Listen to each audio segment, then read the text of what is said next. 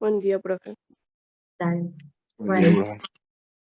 fuerza, fuerza. Somos 11 chicos. Vamos a empezar porque estamos en etapas finales. Eh, ya. Y tenemos que avanzar. Hola, Alexis. A ver quiénes están.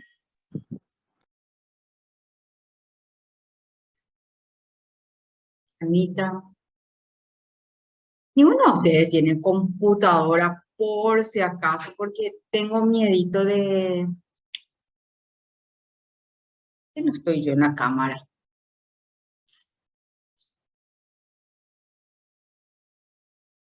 Ahí sí. Hola, hola, hola, hola. Yo ya tomé café, así es que estoy lúcida, Glasgow 15-15. Ninguno de ustedes tienen, están en una computadora por si se me cuelga mucho la clase, como siempre.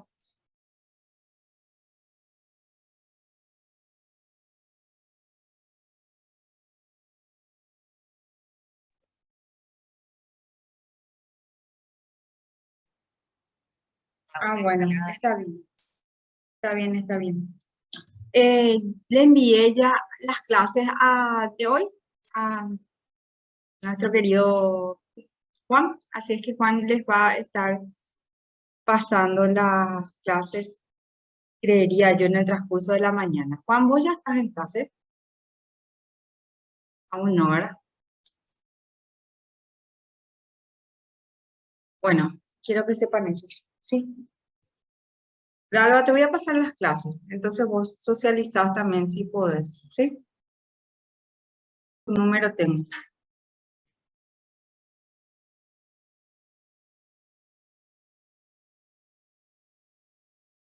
Articulares.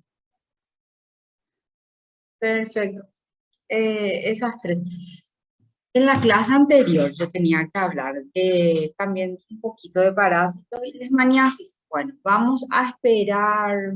Voy a ver cómo vamos a reagendar para que... ¿Cuántas clases nos queda, Giovanna?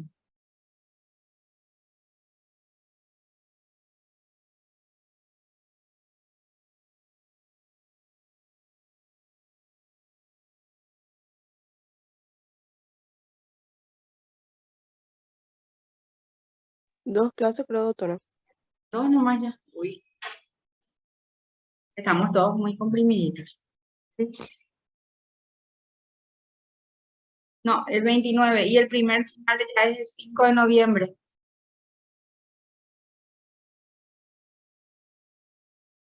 Ya viene. Bueno.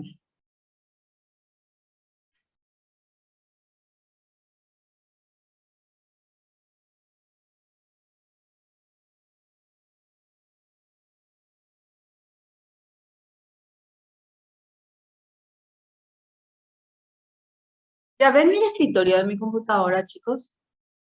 ¿No? No, todavía. Espera que...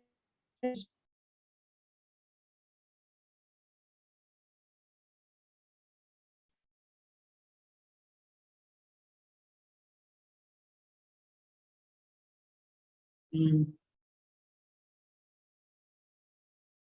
Bueno, vamos a empezar primero con... Hola, profe, vos me hablaste porque yo salí de la videoconferencia hace un ratito y ahora volví a entrar. No, quería saber, pero ya me contestó acá Giovanna. Quería saber si ya pasaste las clases, si ya tienen todos los chicos. Y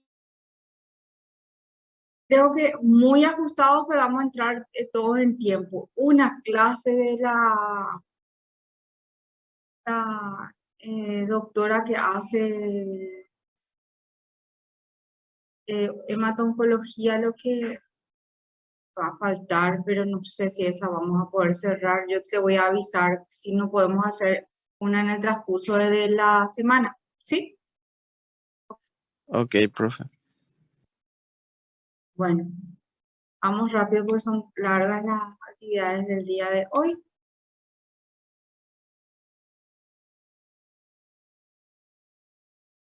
En el transcurso de la semana también le paso las últimas clases mías que van a ser enfermedades exantemáticas y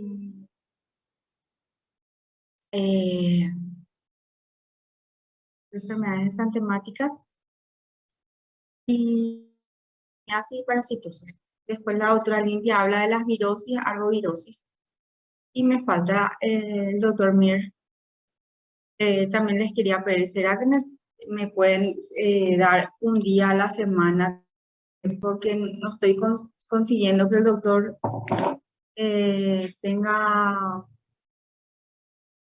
un espacio en su sábado para nos dé clases, ¿sí? Ya ven mi escritorio ahora, no todavía. Todavía, doc. Bueno, voy a entrar otra vez. Vamos a empezar con las... no, ahora sí, ¿verdad?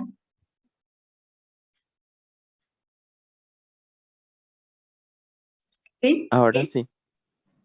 Bueno, buenos días. Iniciamos la mañana rápidamente. Va a ser una mañana donde voy a tratar de comprimir tres patologías muy importantes, ¿sí? Las infecciones de partes blandas, y todas estas infecciones tienen como agente infecciosos a los gérmenes de la piel. A ver, Jorge Peralta, ¿cuáles son las bacterias que están más implicadas en la piel? Olio, te escuché entrecortado. ¿Las bacterias de qué? De la piel. Entonces, cuando yo tengo una Auros. enfermedad, ¿cuál? Los auros, estafilococos auros. Muy bien, ¿y el otro? Ya no recuerdo. ¿Alguien? Cuando hablamos de fiebre reumática o glomerulonefritis y tiene un antecedente de lesiones en piel, están los estreptococos del grupo, los estreptococos biógenes. ¿Sí? ¿Está? ¿De acuerdo? Sí, sí, sí. Entonces, estreptococos biógenes y los estafilococos aureus. Bueno, en esta foto quiero decirles nada más. Chicos, por favor, cuando nos vamos al hospital, para que no se delate que somos, muchas veces por la forma en que nos vamos, ya nos delatamos que somos estudiantes y que muchas cosas nos manejamos. Acuérdense que cuando entran a las salas de pediatría, ustedes tienen que tener mínimo un gorrito, y si no tienen el gorrito, tienen que tener el cabello recogido. Ustedes pueden tener el cabello largo, tanto niñas como niños, pero tienen que tener el cabello correctamente recogido cuando entran en sala, no es porque es por una bioseguridad. Siempre es importante que tengan su bata, porque después ustedes deambulan por la calle con sus chombas. Entonces, con la bata ustedes se protegen de cualquier enfermedad infecto-contagiosa que pueda haber en el servicio, ¿sí? Entonces, esos son elementos de bioseguridad, ¿ok? Bueno, avanzamos. Con la expectativa acá del rostro de sus compañeros que estamos en las últimas etapas y que vamos a tratar de terminar este año para poder ser todos colegas dentro de... Los objetivos del día de hoy es conocer cuáles son las principales patologías que afectan a la piel y sobre todo a los niños, ¿ok?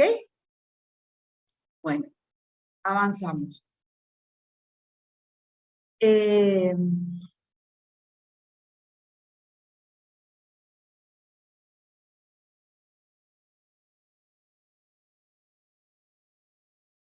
Y esta caracterización básicamente depende de dónde está la lesión. Si este tipo de lesión se hace, depende de la extensión de la lesión, del sitio anatómico y de la profundidad de la lesión. Profundidad te habla básicamente en las capas de la piel que va afectando. Bueno, acá tenemos el primer caso clínico. Se ve una niñita. Profe, no Sí, cambia la diapositiva. ahí. No, todavía no. Y se quedó en el PowerPoint, en el comienzo de la carátula. Bueno. eh, del hospital me llaman. Hola, estoy en clase, decime. Hola. Bueno,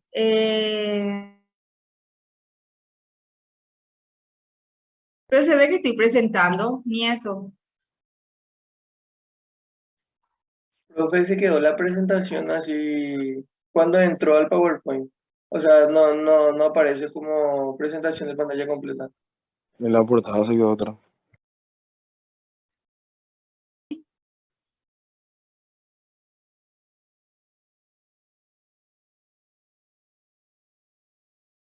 Igual,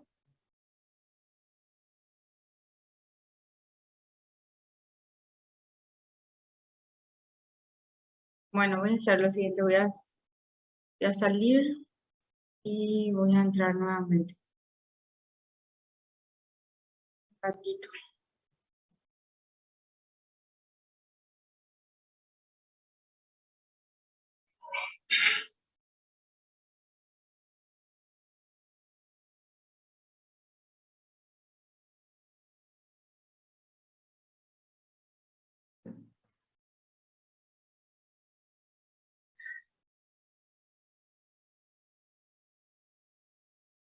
¿Y ahí?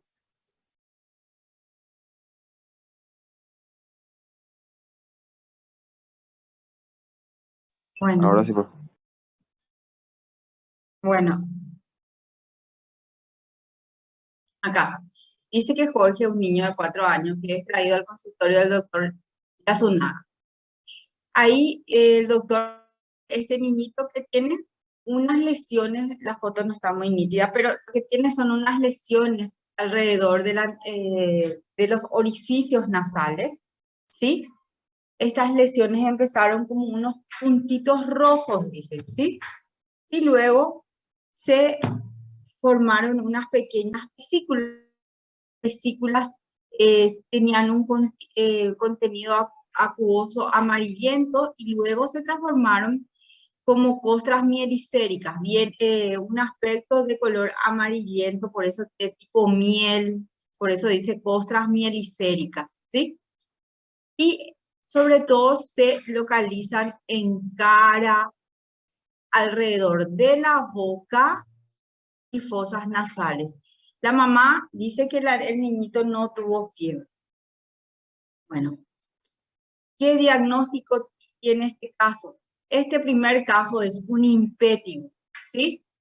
Entonces el impétigo se caracteriza por que normalmente los niños vienen al consultorio, no luce tóxico, el niño está estable, no refiere fiebre, pero tiene lesiones que son peribucales, perifosas nasales, y normalmente estas lesiones son producidas y son exclusivas de la superficie de la piel y afectan sobre todo las capas y afecta los agentes infecciosos delante el compañero Jorge, que son el Staphylococcus aureus y el Streptococcus pyogenes, que son los gérmenes de la piel. Y normalmente estas lesiones autoinoculantes quiere decir que el niñito se va tocando las fosas nasales, alrededor de la boca y se va autocontagiando, ¿sí? Entonces, pustulosas, ya les dije que tienen un contenido de secreción cero purulenta, luego estas pústulas y costras, ¿sí? Y normalmente son intraepidérmicas, entonces eso es importante, afecta a las primeras capas del... Acuérdense que en las primeras capas no están vascularizadas, o sea que por eso son más o menos locales nomás estas lesiones. Y en la medida que vaya avanzando sí hay posibilidad de que las bacterias migren y se hagan más, se pueda producir bacteremia. Entonces, este niño tiene vesículas que luego evolucionan a costras meliséricas, no son pruriginosas y tampoco producen dolores, ¿sí? Y solamente están, uno lo ve en zonas expuestas, porque dijimos que es por autoinoculación el niño, entonces donde él se puede rascar, lo hace con sus uñitas y va extendiendo unas expuestas, ¿sí? El diagnóstico normalmente es clínico, muchas veces no hay necesidad de hacer ninguna prueba diagnóstica, pero si nosotros estamos en un hospital, que es un hospital escuela, y queremos hacer el diagnóstico y tener al agente infeccioso, uno puede hacer tinción de las secreciones de la lesión y se cultivan las lesiones. El tratamiento puede ser en forma local con más que tengan antibióticos, y los antibióticos de elección serían estas cremas que tienen ácido fucídico y mupirocina, ¿ok? Entonces las superficiales, que son periorificios nasales y peribucales, costras mielicéricas, impétigo, ¿ok? No luce tóxico, una de las características. Normalmente la fiebre no es habitual. Ahora vamos al segundo caso. Viene una niña que se llama María, se va al consultorio de dermatóloga, la dermatóloga es la doctora Alvarenga, Eugenia. Ella le recibe y la mamá, angustiada, le dice que tiene lesiones que se iniciaron hace 2 días en la cara y luego se extendieron a la cara anterior del tórax. Son ampollas más grandes, ¿sí? Estas ampollas se rompen, más rojas. El niño, a pesar de que las lesiones son muy importantes, no refiere que tiene fiebre intensa, temperaturas menores o igual a 38 y no altera su estado general. Entonces, ¿cuál sería nuestro primer diagnóstico? La más leve, el impétigo. Y vamos avanzando a lesiones un poquito más importantes. Entonces acá el diagnóstico es impétigo bulloso. El niño puede, entonces tiene lesiones más grandes. El impétigo bulloso normalmente es el Staphylococcus aureus, ¿sí? ¿Ok? Vamos a avanzar. Patología que es más frecuente en niños pequeños, llámese recién nacidos y lactantes, ¿sí? Y las lesiones evolucionan a ampollas flácidas fácilmente y dejan una superficie residual muy roja y con bastante húmeda, ¿verdad? Y no tiene signo de Nikolsky.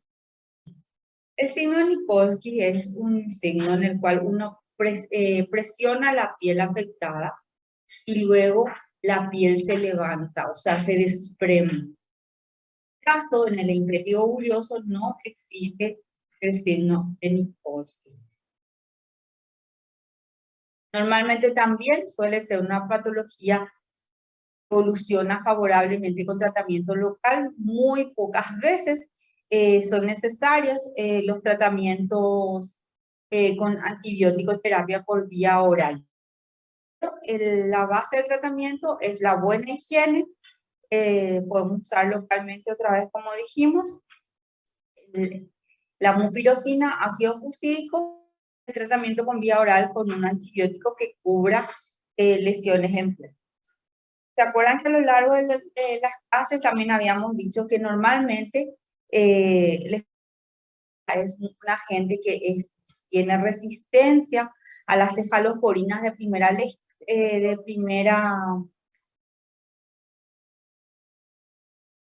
Hola.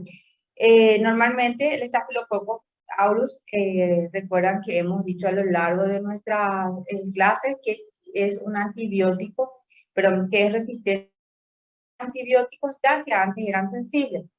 Y normalmente muchos de los niños tienen antecedentes de infecciones. Entonces, cuando un bebé llega acá a la consulta con un infección, tenemos que preguntar si es la primera vez que tiene lesiones en piel, si hay otras personas a los que les salen los granitos, los abscesos, los forúnculos, así hay que decirle a los, inclusive hasta le dicen curú, algunos, entonces no hay alguien más de la familia que tiene ese tipo de lesiones. Si nos dicen así, es que el estáfilo está rondando en la familia y de iniciar un tratamiento por vía oral con ya trimestoprim, no con una cefalosporina de primera generación.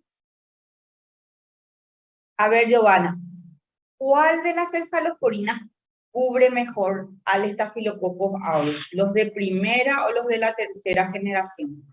¿Cuál técnica para saber cuál cubre mejor? Muy bien. Entonces, ustedes saben que los de primera y segunda generación normalmente tienen más efectos positivos y sobre los gérmenes de la piel, sobre todo los de primera generación, y en la medida que tengamos de segunda, de tercera y cuarta generación, normalmente tercera son más para gram negativo, eso tenemos que saberlo, y para el estreptococcus neumónico. El otro caso tenemos a un bebé de 4 Gastón viene a urgencias, ahí el residente de primer año, que es Alexis Torres, le recibe. La abuela le trae porque el bebé llora mucho, hace 3 días está llorando. El bebé es una zona totalmente eritematosa, acá en el área del perine, y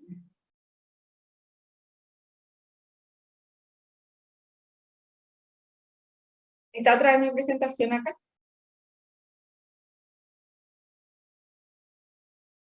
Hola, ¿están bien?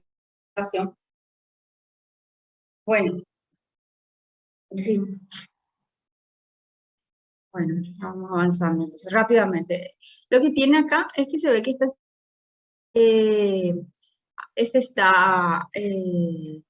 tiene una pequeña descamación, ¿sí? El área está roja de escamas, ¿sí? Entonces, esta coloración roja no solamente se vio en el área afectada, por momentos se hizo generalizada, tiene lesiones alrededor del ojo y de la boca, y también en los pliegues axilares. Entonces, ¿cuál sería? Miren cómo acá vemos otra vez en el área perianal, en las manos. Entonces, esta entidad es conocida como síndrome de la piel escaldada. Los bebés más pequeños se le llama síndrome de Rett. Es una lesión muy frecuente también en los lactantes menores y recién nacidos, ¿sí? Y el agente infeccioso es el Staphylococcus aureus. Actúa a través de su toxina foliativa. Entonces, este niño sí ya puede tener a veces afectación del estado general, con las lesiones como se descaman y dejan áreas muy eritematosas, pueden ser dolorosas, ¿sí? Y normalmente vemos esa descamación periorificial que era alrededor del anal, peribucal. Entonces, esa es una diferencia. El signo de la piel escaldada o enfermedad de Ritter sí se caracteriza por el signo de Nikolsky positivo. ¿Qué pasa acá? Ustedes presionan la piel y de repente la piel se desprende, se descama. Eso es Nikolsky positivo. Y si bien no es una enfermedad muy grave, sí tenemos que tener cuidado porque expone las áreas de la piel. Hay el suficiente cuidado, esas lesiones terminan finalmente sobreinfectándose. Además del estafilococcus pueden estar involucrados al estrepto, ¿verdad? Entonces, puede tener aspecto exfoliativo, cuando se descaman, vertiginizado también puedes tener que el bebé puede estar lleno de ampollas, pero generalizadas, escarlatiforme porque el bebé es eritematoso. Y el tratamiento suele ser muy importante, de sobre todo calmar el dolor, buena higiene. Si este niño puede tener, ¿se acuerdan que hablamos que los quemados pierden más líquidos? Entonces, este niño tiene que tener un buen control de su aporte enteral, y si no es suficiente, a veces no es suficiente el aporte por vía oral, hay que hidratarlos. Es muy difícil canalizar vías periféricas porque muchas veces no tiene lugares para acceso venoso por la cantidad de lesiones que presenta.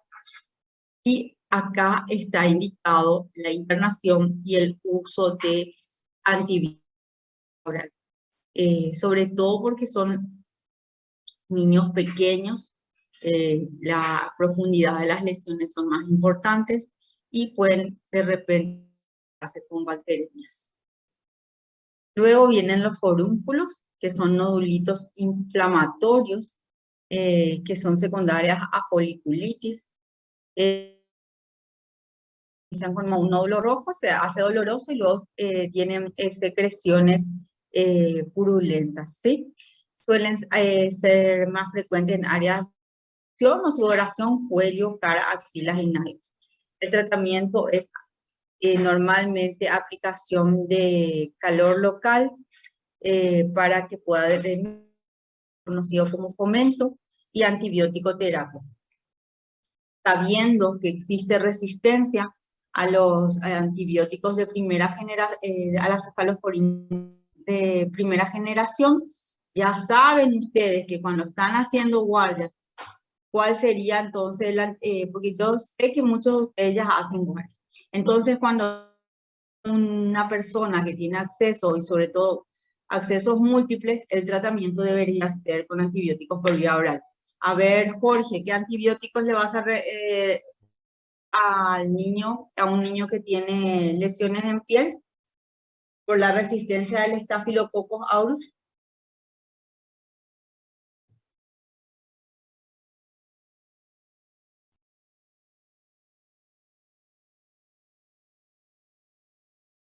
Alexis.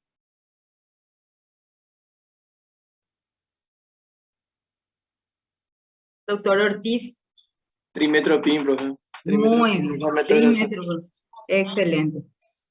Entonces, por favor, todos los saben ya que cuando viene un niñito que tiene infecciones de partes blandas por el aumento de la resistencia del Staphylococcus aureus a la cefalosporina primera generación, o sea, la oxacilina, meticilina, usamos ya trimetoprim. Entonces, no podemos usar ya como herramienta la cefalexina, que antes usábamos mucho. Sí podríamos usar si es que te dicen que es su primera lesión y no hay otros familiares que tienen lesiones así. El tratamiento es antibiótico y drenaje, ¿sí? Después viene el ectima. El ectima sí varía ya acá el agente. Hasta, perdón, vamos al antrax estafilocóxico. El antrax estafilocóxico también son procesos extensos que ya también abarcan tejido adiposo. ¿Y por qué se caracteriza? Porque son accesos que están separados por pequeños tabiques nomás de tejido conectivo. Mira la lesión y parece que tienen múltiples boquitas, ¿se dan cuenta? Entonces, esto es un antrax y normalmente estafilocóxico. Entonces, el paciente viene por lesiones de piel, característicos, y hay alteración del estado general. Entonces, a veces es peligroso, puede haber diseminación hematógena, y ustedes saben que la Staphylococcus aureus le gusta las articulaciones y el corazón. Entonces, tenemos que hacer un tratamiento adecuado con antibiótico terapia y drenaje, ¿sí? Después está el antrax no es motivo de esta clase, que es producido por el bacillus antráxicos, pero la característica de esa lesión antrax es que la úlcera es negruzca. Y esta no es una úlcera negruzca, sino tiene secreciones purulentas. Ahora el ectima no es producido por el estafilococo, pero es producido en inmunocomprometidos por estreptococos del grupo A y en pacientes que tienen comorbilidad, diabetes, cáncer, VIH, las pseudomonas. Tiene una lesión característica que es la úlcera de sacabocados, que está cubierta por una costra amarilla verdosa y los bordes están sobrelevados y pueden ser de color violáceos, ¿sí? Y estas lesiones son más profundas, llegan hasta la dermis. Para el tratamiento, muchas veces necesitamos usar antibióticos intravenosos y que el cirujano debridamiento de este tipo de lesiones. Esta sí es una consulta muy frecuente. Ana Noldin es la pediatra de estos pacientes en su consultorio y acá nos muestra la foto de uno de sus pacientes, que es Maya. Esta niñita viene con una lesión eritematosa brillante en su miembro inferior derecho. Se ve que la extensión abarca desde dónde hasta dónde, doctora Noldin, más o menos abarca esta lesión. ¿Cómo podemos ir? En miembro inferior, o sea, desde la Sí. pierna hasta el pie. Bueno, acá quería decir, ¿verdad? Una lesión eritematosa, edematosa que abarca desde el tercio inferior hasta básicamente tercio del miembro inferior, parece que aparentemente derecho, ¿verdad? Que está eritematoso, que abarca toda la circunferencia del miembro inferior derecho, o sea, de la pierna, ¿sí? Muy bien. ¿Y qué esperas al tocar esta lesión, Ana?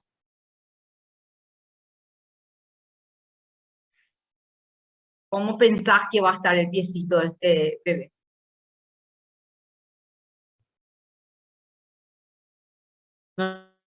Bien, ¿sí? Para que sepan. Entonces, Tener rubor, calor. todos los signos de un proceso inflamatorio, ¿verdad? Rubor, calor y dolor. El bebé muchas veces al tocarle ya llora, está irritable. Entonces, esta es una patología que altera el estado general del paciente. Las lesiones se forma rápida, porque acá dice que en 12 horas ya básicamente todo el miembro inferior derecho ya está afectado, ¿sí? El diagnóstico es una erisipela. Normalmente es muy importante que tengamos algo en cuenta. La erisipela es una celulitis superficial de la dermis, ¿sí? Con un compromiso linfático. Por eso es que cuando vemos también a veces tiene un aspecto de que los poros se ven todos, parece una piel de naranja, ¿sí? Normalmente es doloroso, brillante, como acabamos de decir. Hablamos de la piel de naranja, ya también está sobrelevada. Y al estar sobre piel sana, entonces tiene límites, se pueden ver los límites entre la piel sana y la piel enferma, porque es sobrelevada. Muchas veces también pueden, como afecta a la parte del sistema linfático, a veces uno puede ver en el miembro inferior un caminito rojo que es un cordón linfático afectado también, ¿sí?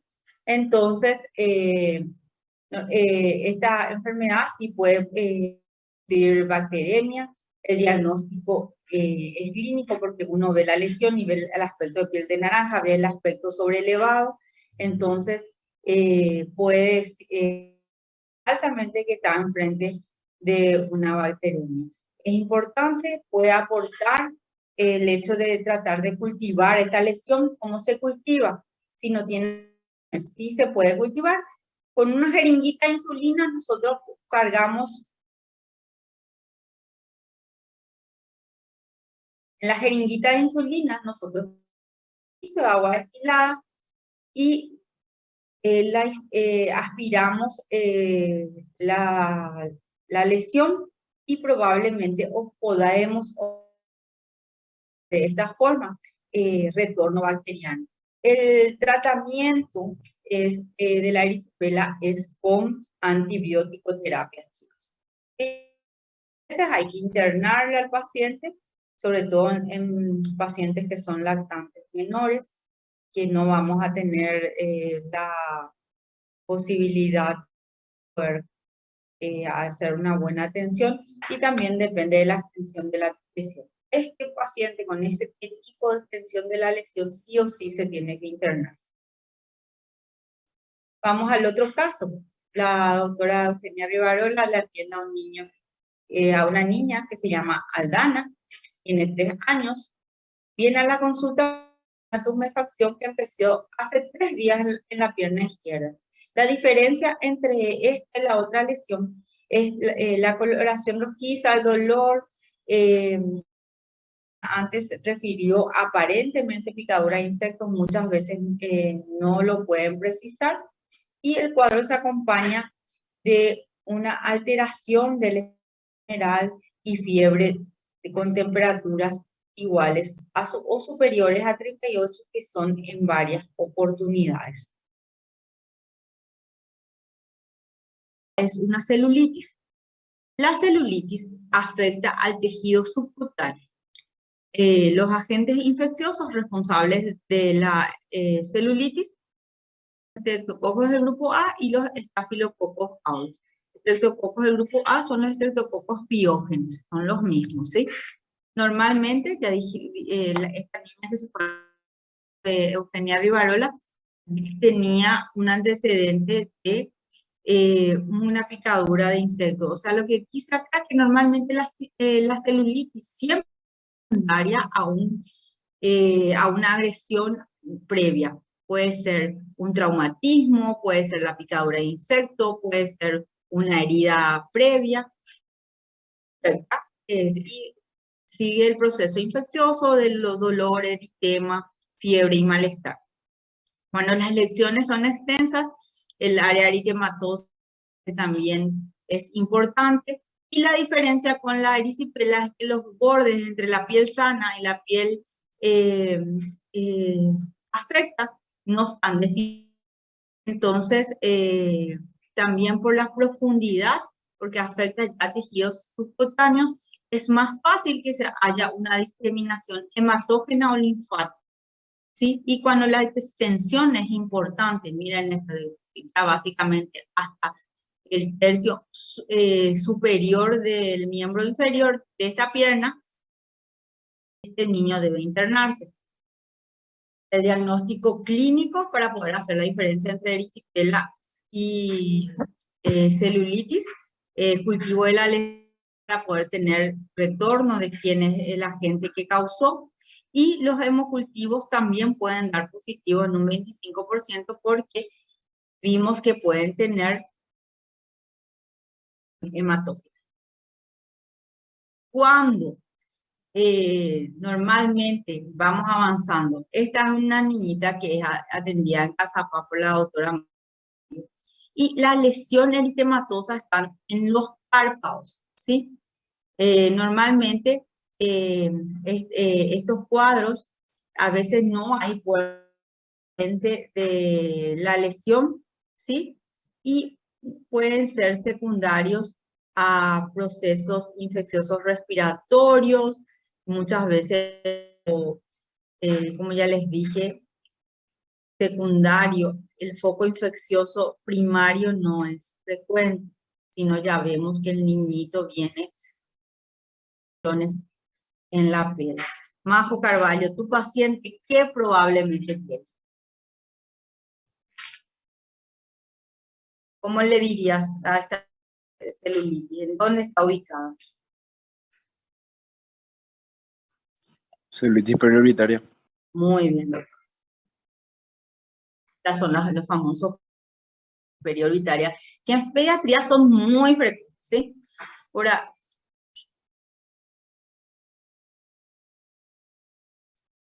es muy frecuente, son secundarias a proceso infeccioso debido a probablemente procesos infecciosos sinusales, pueden ser también virales, pueden ser con puerta de entrada, ¿sí? Entonces, por eso es que están como responsables los estreptococos del grupo A y Staphylococcus aureus cuando hay puerta de entrada, hay algún lugar donde pudo haber sido lesionada. Sinusal, Doctora, neumococo, ¿sí? pero esta patología se puede tener como signo de Romanha No, em no, no. Chagas. Não, se pode confundir, eu digo. ¿Sabes qué pasa? Con el signo Romaña-Massa es una enfermedad más crónica. Eso, pero sí puede ser un diagnóstico diferencial con Chagas, pero la diferencia es que la enfermedad de Chagas es una enfermedad de larga duración, ¿sí? O sea, es más crónica y no tiene normalmente fiebre. A veces puede cursar con fiebre, pero dentro del grupo de síndrome febril prolongado, ¿sí? ¿Está? Sí, doctora, gracias.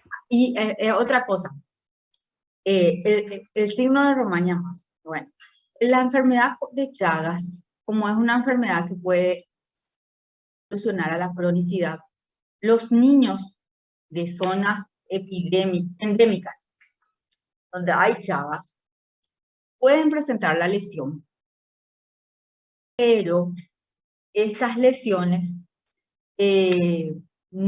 pueden evolucionar a la cronicidad, la fiebre es de larga duración y te da. Este cuadro es una enfermedad aguda que estas bacterias te pueden llevar a un choque séptico si no las medidas oportunas dentro de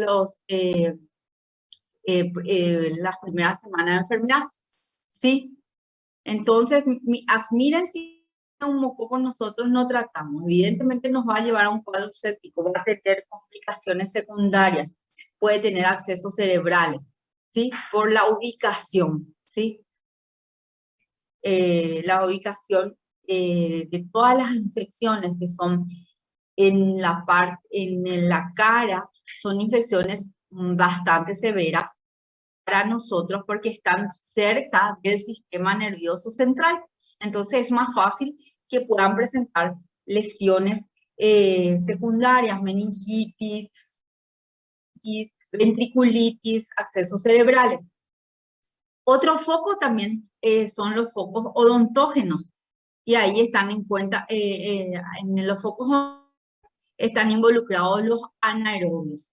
En los focos sinusales, el hemófilos influenza tipo B y el neumococo. Nosotros acá, ¿cuáles son las enfermedades prevenibles con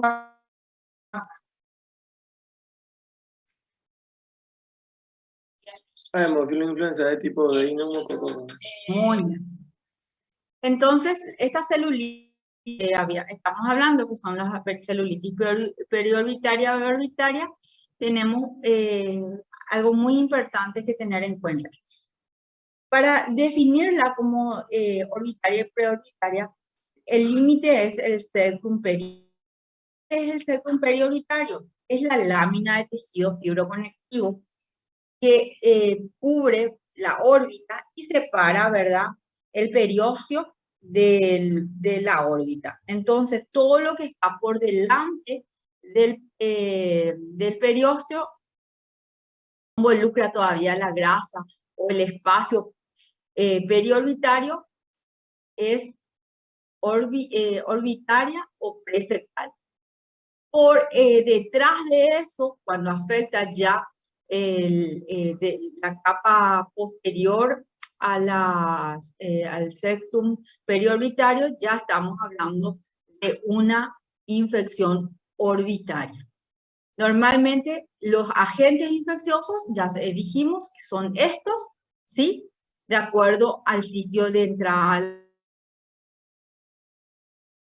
Entonces, ya dijimos también que los anaerobios tienen implicancias, sobre todo cuando son sinusales o si no, cuando son de focos o ¿sí? Y los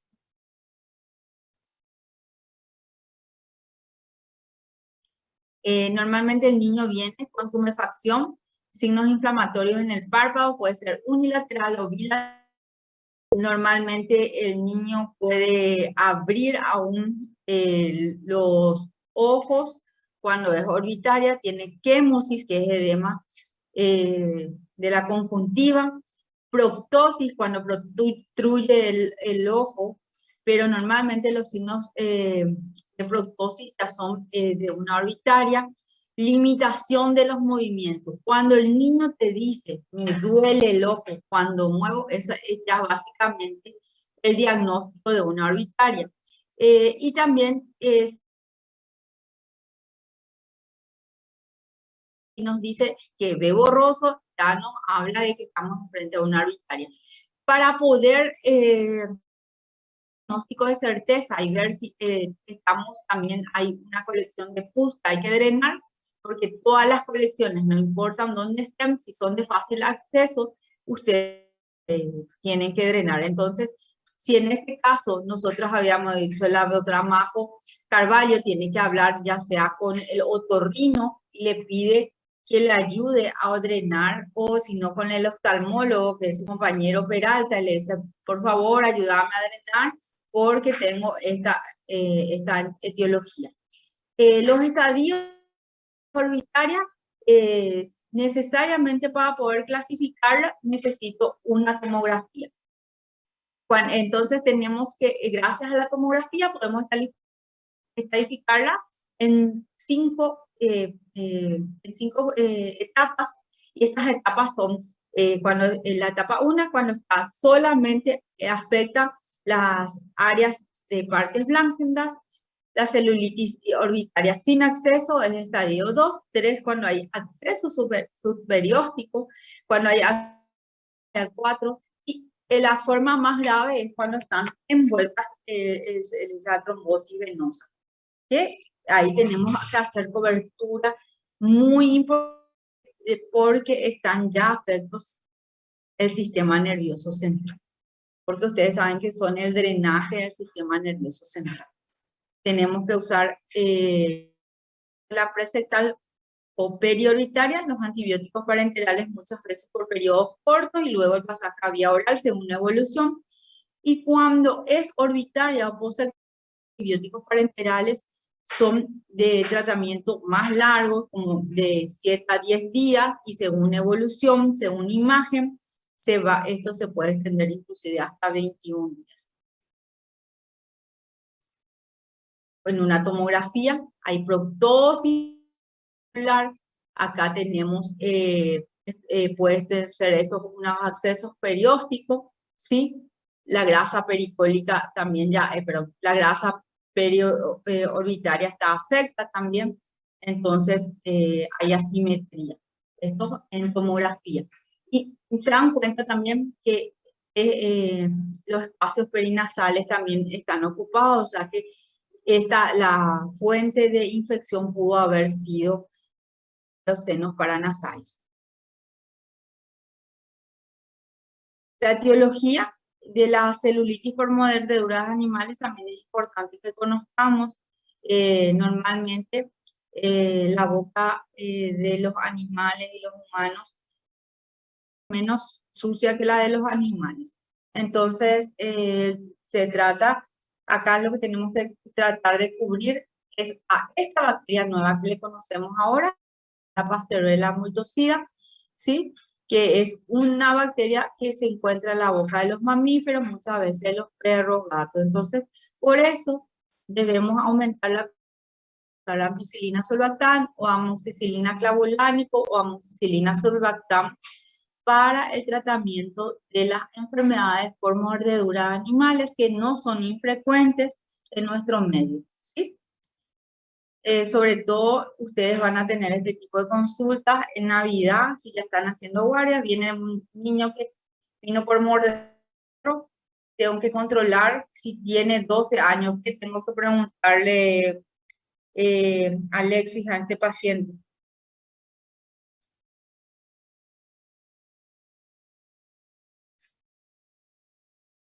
Sobre su esquema de vacunación. Bueno, lo importante es, tal vez no me expresé bien, pero es muy importante, si viene un niño de 11, 12 años, preguntarle si su esquema de vacunación está completo, ¿sí? Porque a los 10 años se tiene que hacer su refuerzo de DPTA, que es para tétanos, ¿sí? Entonces, acá con un niño que viene por mordedura de animales de 12 años, tengo que corroborar que su esquema vacunal esté completo y hacer una cobertura para la Pasteurella multocida, sobre todo con amoxicilina clavulánico o sulbactam, que es más fácil de acceder que la ampicilina sulbactam. Tal vez no hay, tengo entendido que no es muy frecuente encontrar ampicilina sulbactam en las farmacias. Entonces, para todas las personas que hacen guardia, recordar, infecciones de piel secundaria a mordedura de animales, amoxicilina más clavulánico, sulbactam. También entran en mordedura de animales, mordedura de serpiente, mordedura de caballo, de vaca. Entonces, uso esto, ¿ok? Vamos al otro caso clínico. Viene el doctor Mateo, se fue a Mato Grosso a atender. Y se quedó solito luego porque es joven, entonces era Navidad, y le viene este bebé de Josué.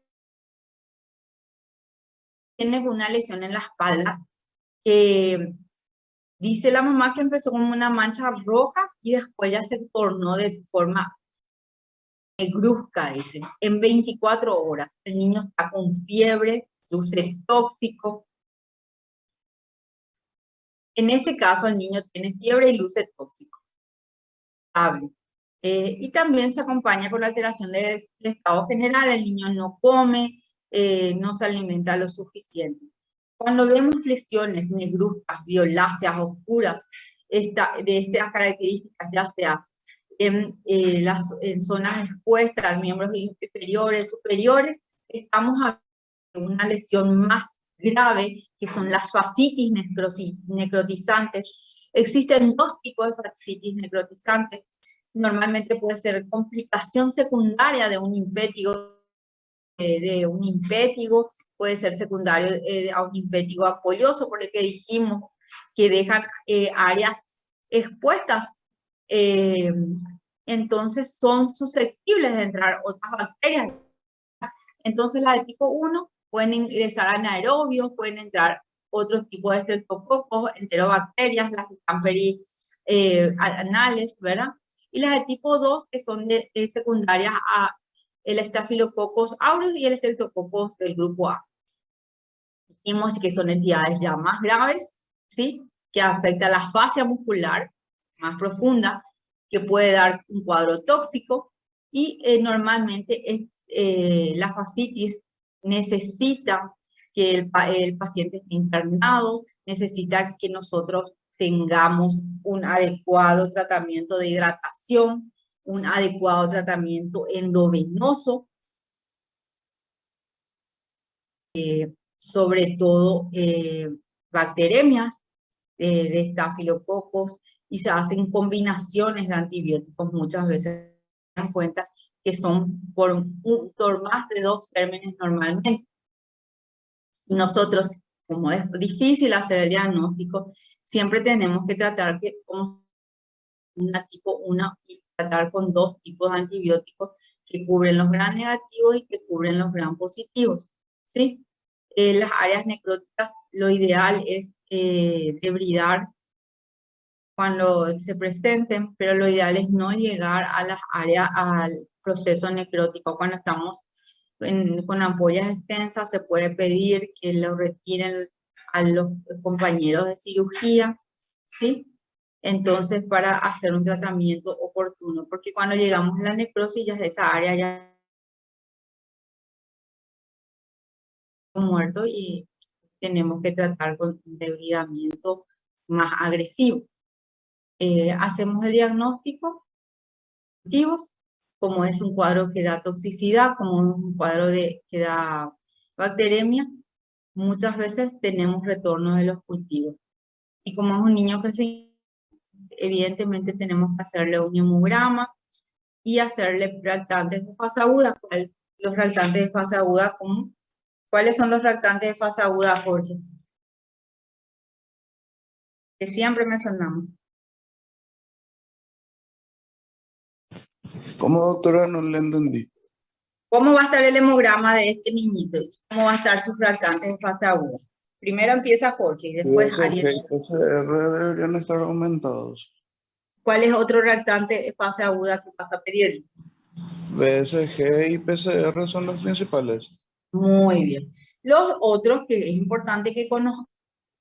Entonces, cuando yo sea interno y me diga el doctor de guardia, doctor, pedile sus reactantes de fase aguda, yo sé, te vas a decir y te vas a lucir, doctor, le voy a pedir PCR, PCR, y también le voy a pedir procalcitonina. Entonces, porque la procalcitonina es un reactante de fase aguda que cuando es positivo me orienta a que estoy enfrente de un cuadro infeccioso bacteriano. Este aumentado me dice que probablemente este paciente puede estar o no más expuesto a presentar cuadros severos sépticos, ¿sí? Entonces yo ya sé que es un reactante de fase aguda, ¿ok? ¿Y cómo espero que esté su hemograma? ¿Cuántos glóbulos blancos va a tener?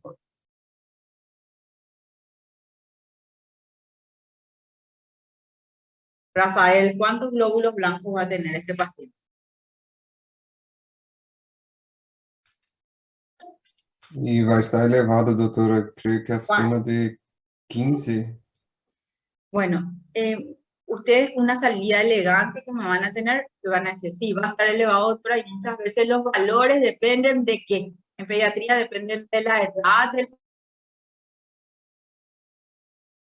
la vez pasada justo me preguntó eso, y los valores, entonces no necesitan ustedes saber, pero normalmente una leucocitosis, doctora, que puede ser mayor de 1000, pero muchas veces en los lactantes 15.000 es normal.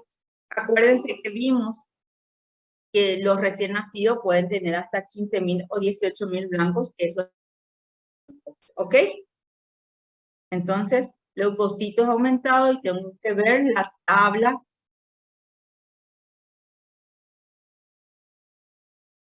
de referencia para poder ver si estos valores están aumentados para la edad. ¿Ok?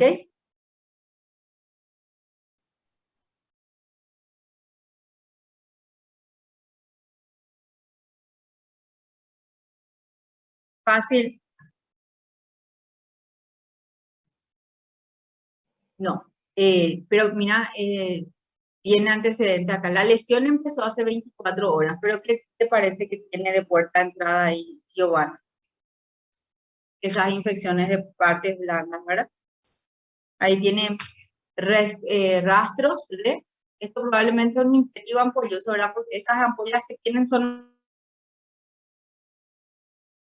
como siempre decimos, hay algo que le abrió la ventanita al resto de las bacterias para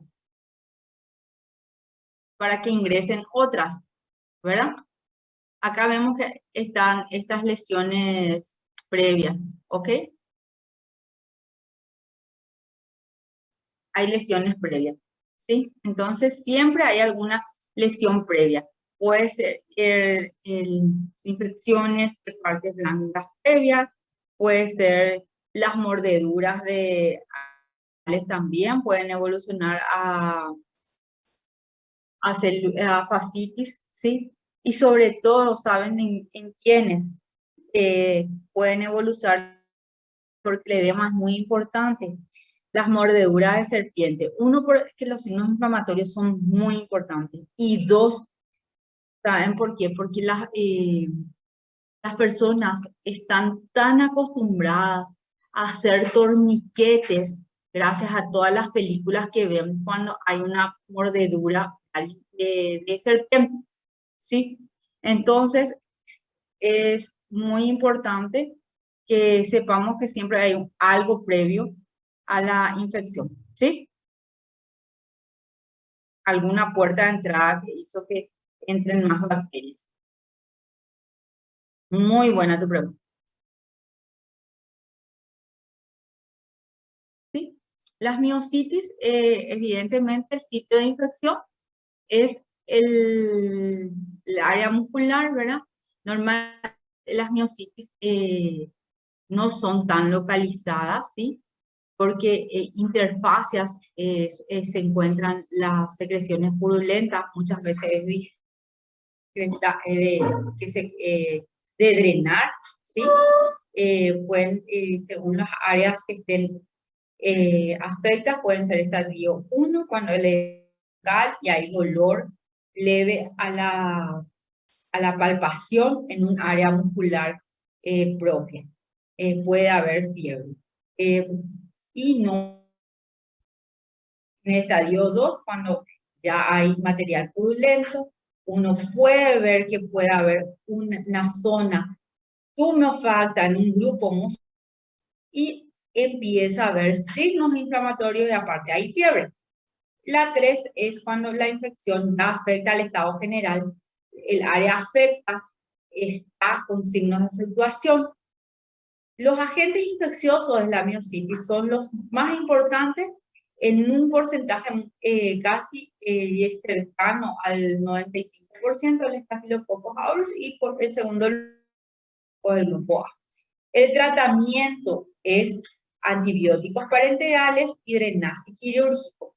Normalmente se hacen varias incisiones para tratar de drenar si existe secreción purulenta.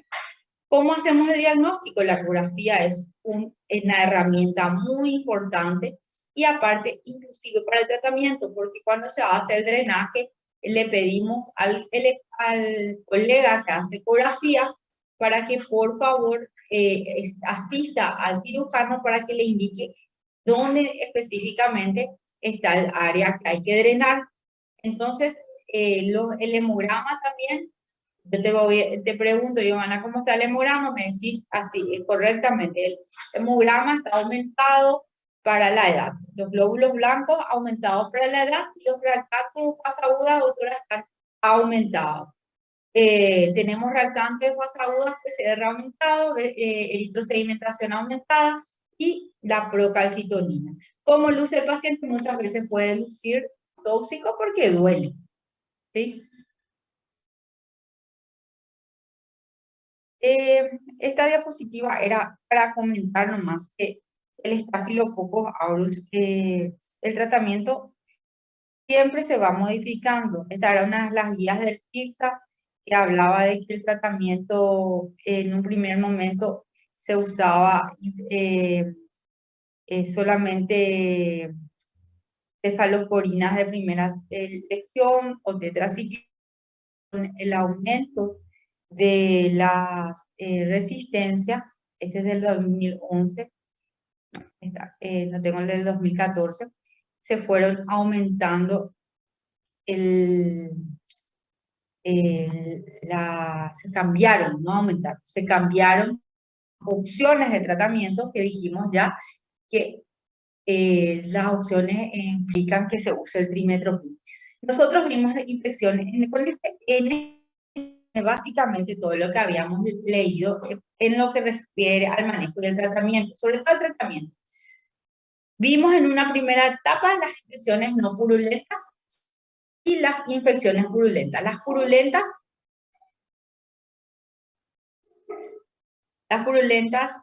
todos los que tenían pequeños accesos. Vimos hacer drenaje e higiene básicamente, ¿sí? Las que son ya un poquito más importantes, el impétigos,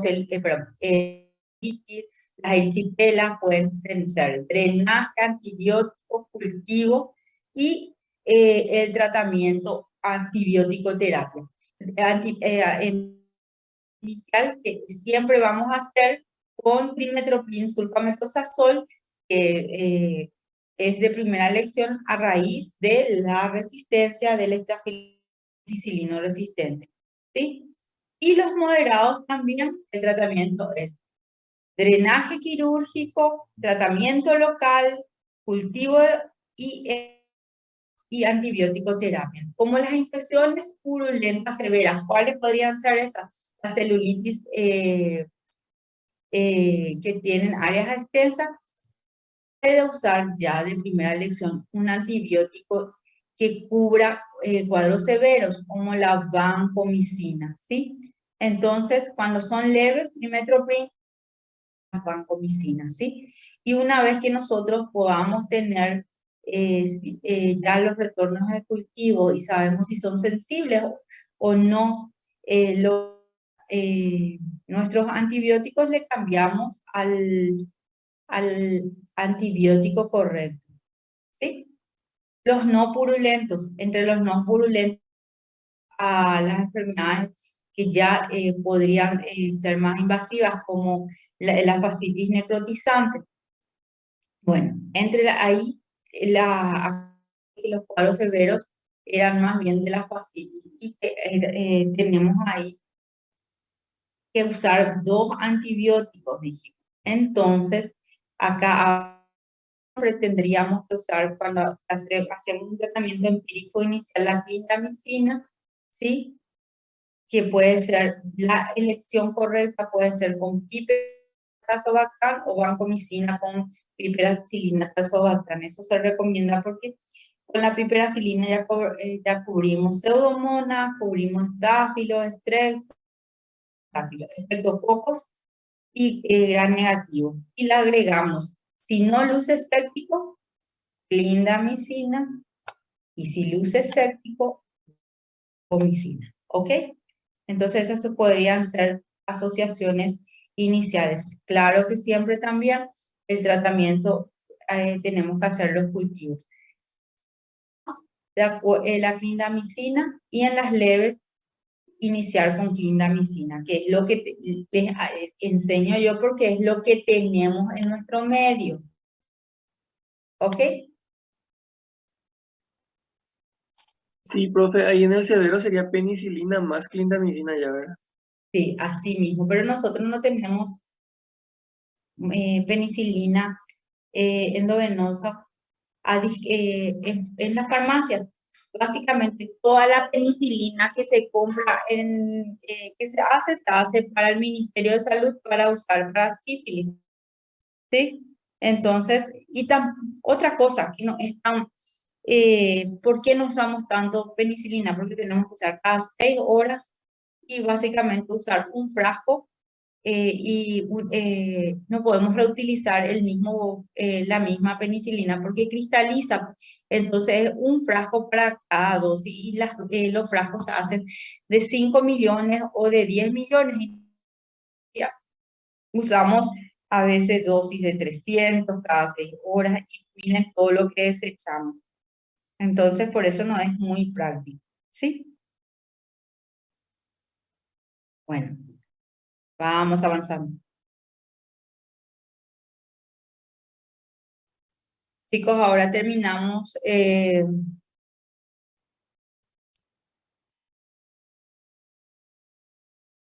las infecciones de piel. Y ahora nos vamos a las infecciones osteoarticulares, ¿ok? Estos son este es el equipo de residentes del hospital, que ustedes cada rato van al hospital y seguro que le conocen a algunos de los residentes de pediatría, ¿sí? Y a la doctora Mafalda, ¿ok?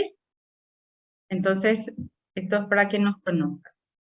Bueno, nosotros vamos a hablar ahora de artritis y osteomelitis. Importante identificar estas 2 patologías también bastante frecuentes. Con respecto a la artritis, sabemos que su incidencia es muy frecuente, sobre todo por debajo de los 3 años, ¿sí? Luego ya siguen habiendo, ¿verdad? Pero son menos frecuentes. Normalmente hay antecedentes de traumatismo previo, puede ser un traumatismo que tenga una lesión expuesta o no. Entre los agentes infecciosos, otra vez está el señor Staphylococcus aureus y las infecciones respiratorias en los cuales están involucrados los hemófilos influenza tipo B, sobre todo en los lactantes que no tienen su esquema de vacunación completo, ¿sí? Entonces, Eso tienen que recordar. El hemófilos influenza tipo B solamente lo tengo presente cuando lactantes menores con esquema de vacunación incompleto y con antecedentes de infección respiratoria previa. Es una bacteria que es la Klebsiella pneumoniae. Acuérdense que esta bacteria la mencionamos cuando hablamos de endocarditis infecciosa, ¿sí?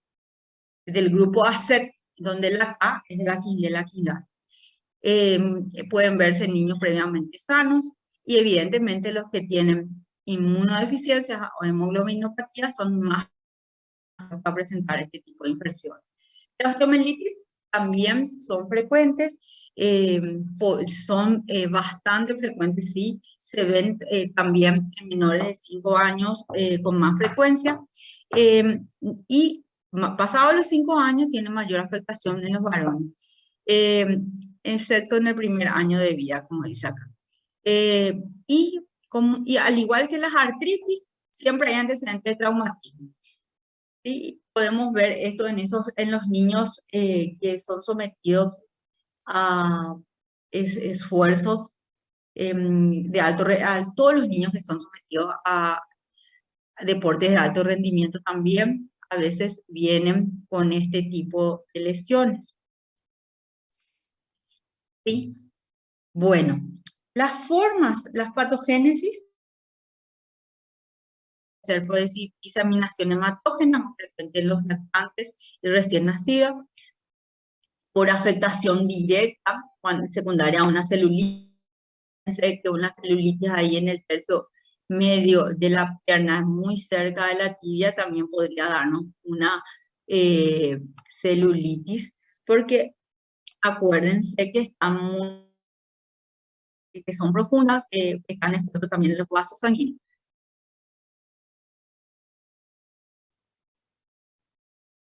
Por contigüidad, es el ejemplo de la celulitis y vía directa por traumatismos. ¿Ok?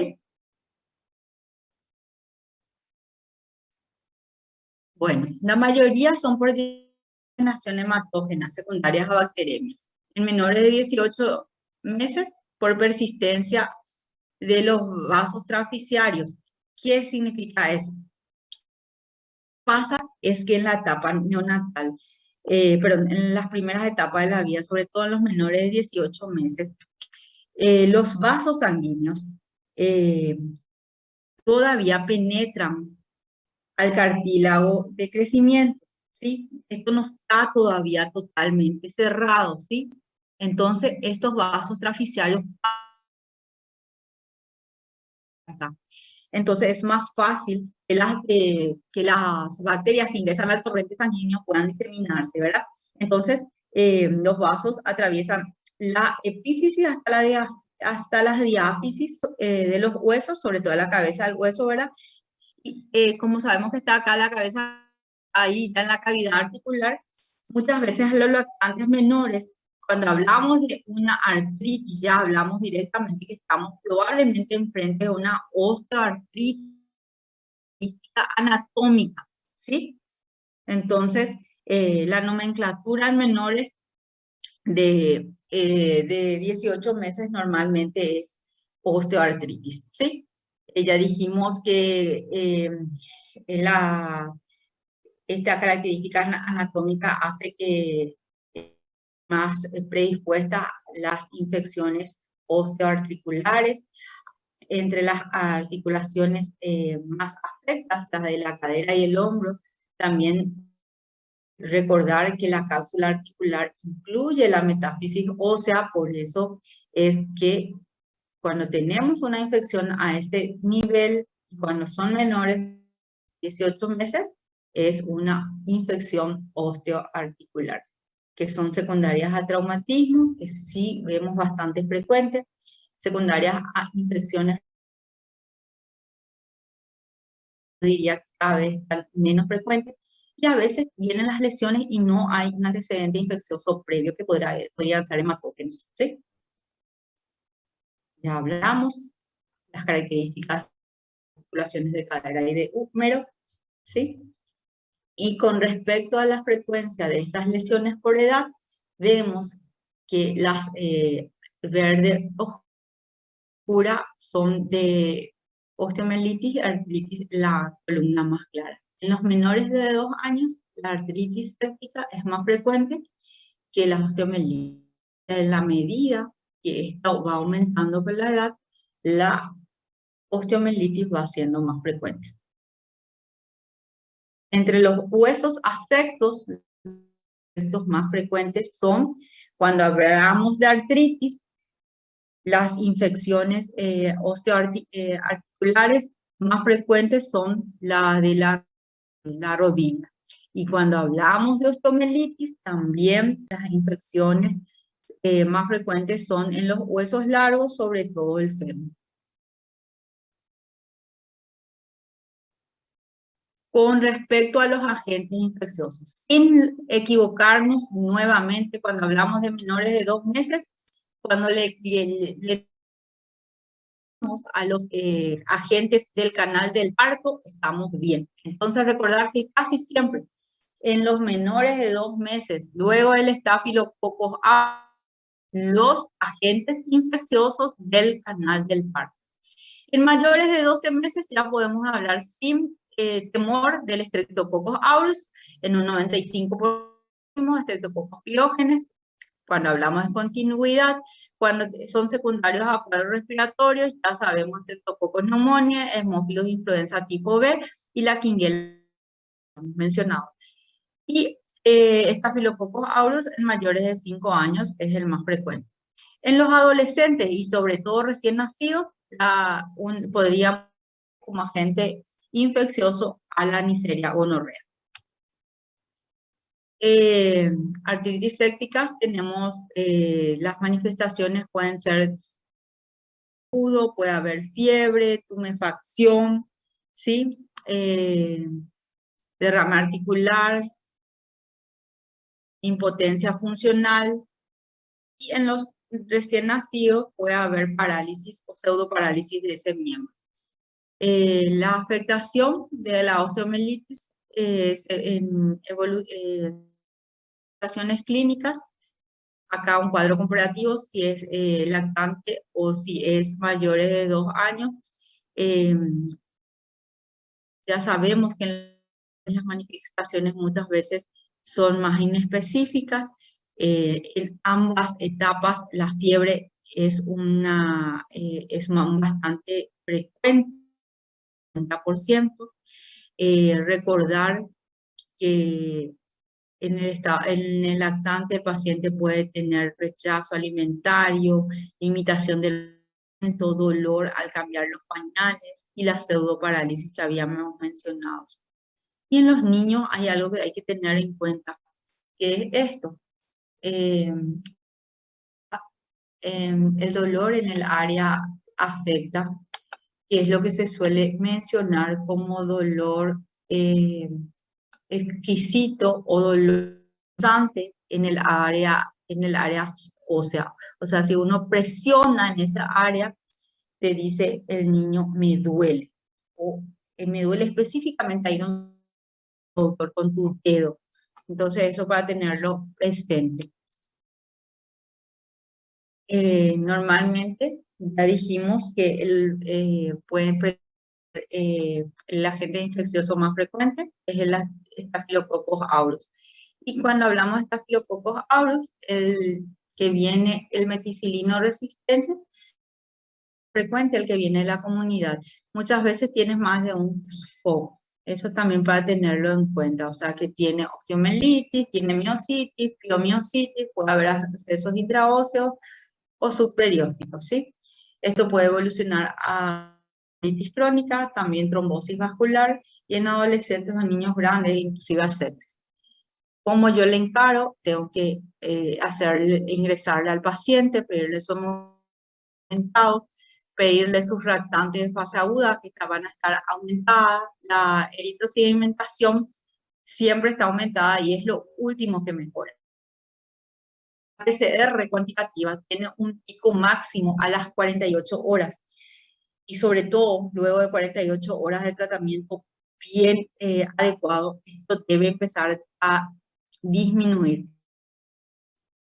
Este reactante de fase aguda en la osteomielitis es importante porque me ayuda a saber que el paciente está respondiendo correctamente también. Si es que la articulación está expuesta, siempre se le pide al compañero traumatólogo, por favor, quiero que drenes. Y al drenar esa articulación, y si el doctor ve al purulento, está obligado, ¿verdad?, a hacer un toilet de la lesión, ¿verdad? Mandamos el material para cultivos. Tenemos que pedir hemocultivos porque acuérdense que es un cuadro séptico, tenemos que ver si no hay bacteremia, si no hay otros focos, ¿sí? Muy importante cuando, ya que dijimos que le está afectar a otros lugares y que puede ser haber focos múltiples cuando sobre todo el meticilino resistente, también tenemos que investigar endocarditis, cardio, ¿sí? Entonces, para tener presente. Entonces, el examen clínico, ya dijimos, sospechar que hay un foco infeccioso previo, que cuando hacemos el examen hay un punto doloroso, ¿sí? En el hemograma los glóbulos blancos están aumentados, la eritrosegmentación está aumentada, la PCR aumentada y se va normalizando ya hacia el 9º día de tratamiento. Tiene que ir disminuyendo para normalizarse si el tratamiento es adecuado el 9º día, aproximadamente la primera semana de... Los hemocultivos suelen ser positivos, los cultivos también son positivos y el diagnóstico de certeza es la biopsia ósea. Y normalmente casi siempre lo tenemos en pediatría. Recordar el tratamiento, bueno, con respecto a la sensibilidad, acuérdense que la radiografía tiene una sensibilidad bastante buena, pero es posterior a la enfermedad, ya después de la semana de enfermedad, eso ya es inflamatorios. En la radiografía se ven después de la semana de instaurarse la osteomielitis y tiene una sensibilidad del 73% aproximadamente. La ecografía es muy sensible, pero es operador dependiente, ustedes lo saben, y actualmente el gold estándar es una sensibilidad muy alta. Acuérdense que sensibilidad de una enfermedad nos habla de que esta prueba diagnóstica tiene alta posibilidad, o sea, que una vez que es sensible, significa que sensibilidad no habla de positividad de la enfermedad. Cuando es positivo, miren la resonancia, que es 100% sensible, y específica que cuando es negativa, la prueba tenemos una certeza del 77%. ¿Sí? Con respecto a la tomografía y la centellografía, para artritis séptica son poco sensibles, ¿sí? Con respecto a la radiografía, tienen, las había dicho, las radiografías, me confundí, vamos a rebobinar. La radiografía o artritis, porque esta era mi imagen de artritis, que no, es buena también, y la resonancia. Y cuando hablamos de osteomielitis, recuérdense que a partir de las 7 a 21 días recién las radiografías son positivas, ¿sí? Que normalmente precoces es muy difícil todavía de encontrar lesiones características en la osteomielitis, ¿sí? La centellografía tiene sensibilidad, especificidad bastante buena. La ecografía es también bastante buena, donde se puede ver en las ecografías son accesos periósticos, ¿verdad? Que nuestros operadores cada vez están más, tienen bastante experiencia encontrando este tipo de lesión. La resonancia útil. Y acá vemos diferentes imágenes. Vemos lesiones líticas a lo largo de este hueso en una radiografía, ¿sí? La centellografía, donde en la fase 2 de la centellografía hay más captación en las áreas donde hay lesiones del hueso. La resonancia nos habla. Y la centellografía, ¿sí? Entonces, para tenerlo presente, estas son las imágenes que uno puede pedir cuando solicitamos